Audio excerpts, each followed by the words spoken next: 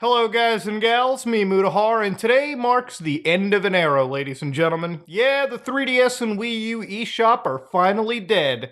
And to understand, it's a bad day for game preservationists. Now, if you follow friends of the channel, you probably heard of somebody known as the Completionist. Gerard, great guy. He ended up spending north of $22,000 to purchase every 3DS game, DLC, whatever you name it, as well as the Wii U games and the DLC, and you name it, just in the name of game preservation. Gigabytes upon gigabytes downloaded just to preserve product. Now, ladies and gentlemen, you might consider that to be wild. And again, it's just good YouTube content. It has to be wild. But for me, I look at it as a pretty sad situation of gaming all around us. Look, video games are the hardest piece of art and media to preserve, okay? Let me give you an example. Oh, you want to preserve a movie? Go buy a Blu-ray. Go buy a DVD. The video file will always be available somewhere on the internet, okay? There are people archiving that all over the world. Now, of course, when it comes to music, they're MP3 files. There's tons of places for you to get access to them. They will always exist. Such a small, inconsequential amount of files will be stored for a long time.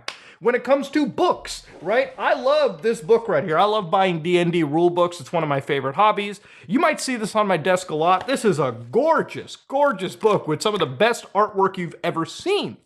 And, it's preserved. There will always be a PDF file of this sitting somewhere on a server.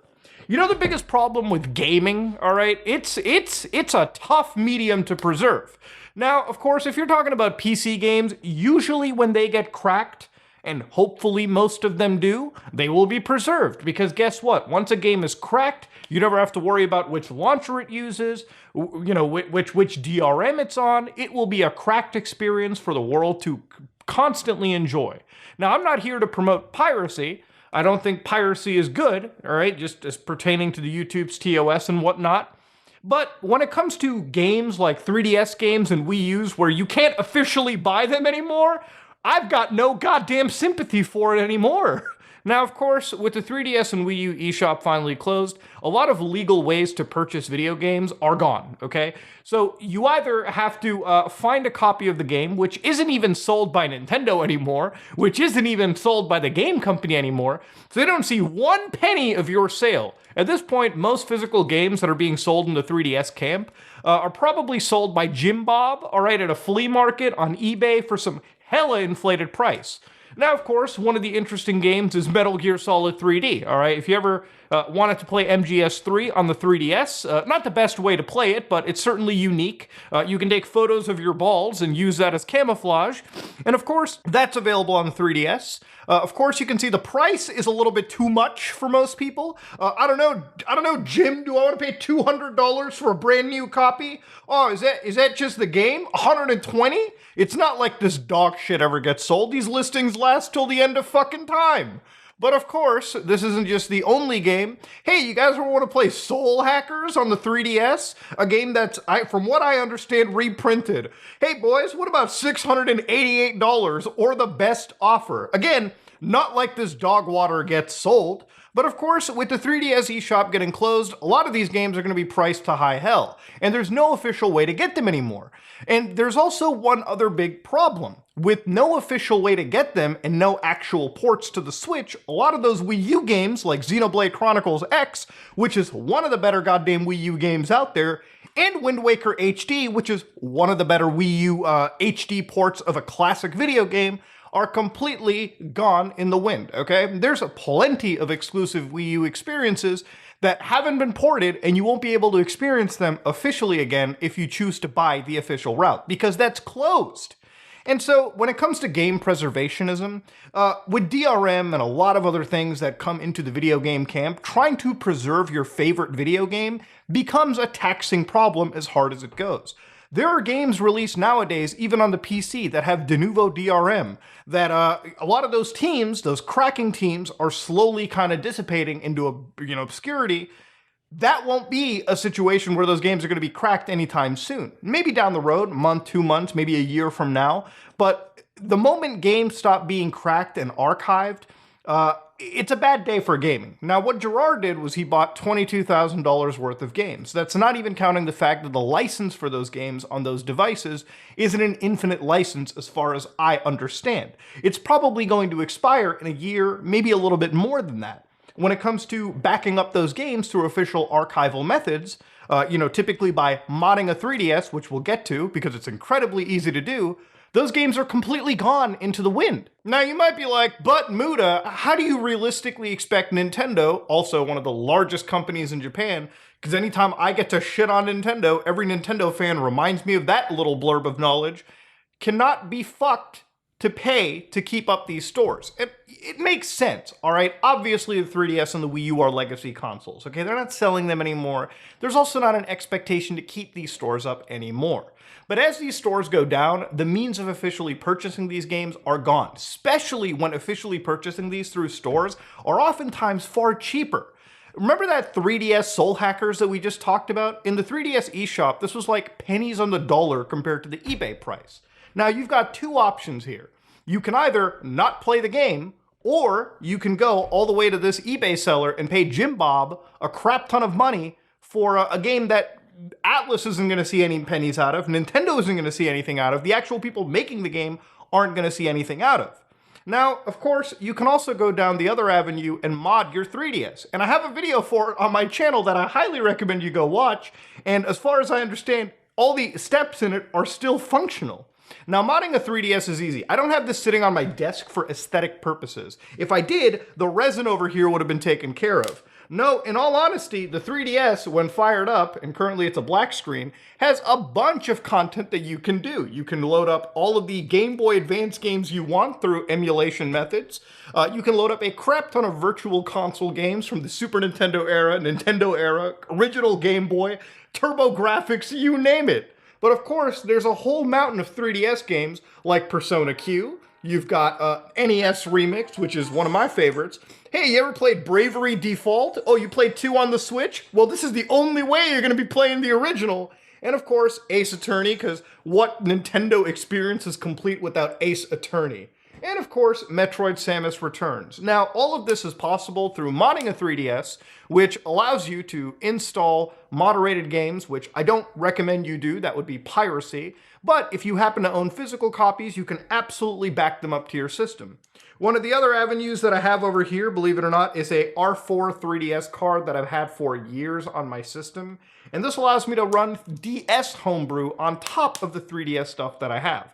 That's probably not necessary anymore, but it allows me to play games like Grand Theft Auto Chinatown Wars, Pokemon Platinum, you name it. Without a shadow of a doubt, if you wanted to get the most bang for your gaming buck, you could still just buy a Nintendo 3DS and play the crap out of a lot of those video games on it. There are literally hundreds, thousands of gaming hours that you can pull out of a used 3DS if you truly wanted to.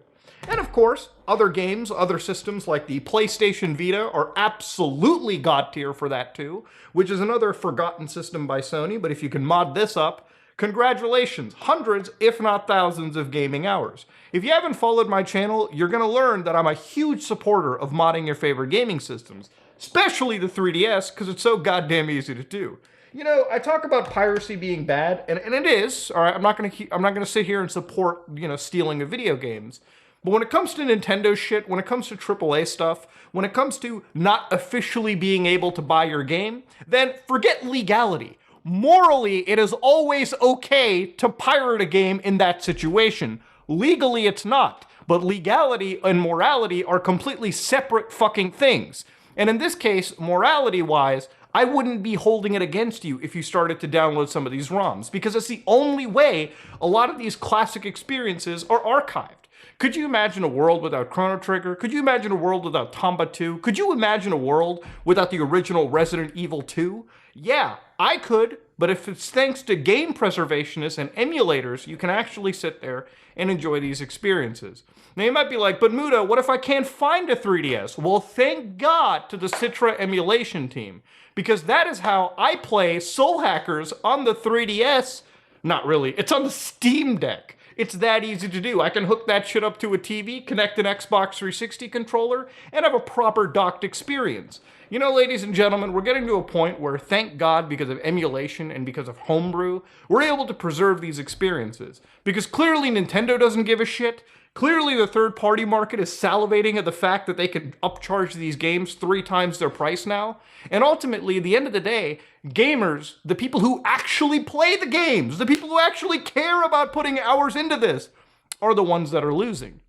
The 3DS and Wii U eShop died today, but I think it's a great example of why physical is important. Now, when it comes to physical discs, I'm a huge buyer of them, okay? I have the biggest collection of physical discs out of anybody that I know. And I get it, Muda takes space, I don't feel like getting out of my ass to switch discs, but I'll give you a great example. Resident Evil 4 just dropped on the PS5. Now, this disc didn't require me to have the internet. All I had to do was put this in before the game officially launched, digitally, and I could play the game from start to finish. Yeah, it was on version 1.0, and I'm sure it probably missed like a patch, but it wasn't that important. I finished the whole game all the way through, and genuinely it was a fun, amazing experience. You know what I did with this? I gave this exact disc to my brother, who put it into his PlayStation 5 and played the game start to finish. And you see, we can just trade it back and forth on one actual disc copy and call it a day. Now, the important part about this is a physical copy, and I feel like we're in the last few generations of video gaming where this is going to be a thing. Look, we've already got PlayStation 5 digital editions, Xbox Series S's. I would not be shocked if Nintendo announces the Switch 2 and it's literally just a digital-only console. I know they make a lot of physical stuff. They probably won't make it digital. But if they make a digital-only console or provide a digital-only version, that's one step towards a future where these game companies are going to lock their systems down and prevent any form of actual preservation going on into the future. Look, great example. Xbox Ones are not hackable, okay? You can't mod an Xbox One and back up Xbox One ISOs.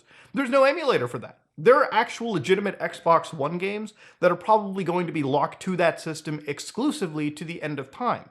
And once that system's DOA and there's no form of backwards compatibility or Microsoft sort of starts forgetting it, we're going to lose it. Look, even the PS5 has no backwards compatibility for the PS3 unless you count shitty backwards, cloud streaming, which I don't.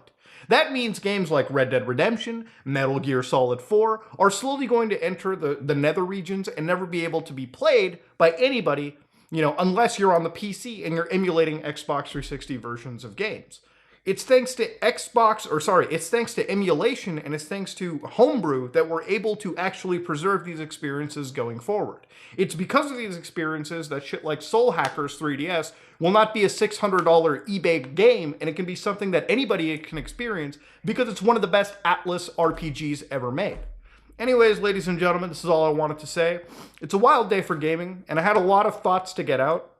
I'm a little bit worried about the future for video game preservation, but then again, if gaming truly does go digital or cloud only, it's going to be that point where I'm done, okay? I'm not going to be playing new video games anymore. I've got way too much of a backlog. I've got way too many 3DS games that I can actually legitimately play and finish, that newer games just wouldn't interest me. I'd be too goddamn old and out of touch at that point. Anyways, if you like what you saw, please like, comment, and subscribe.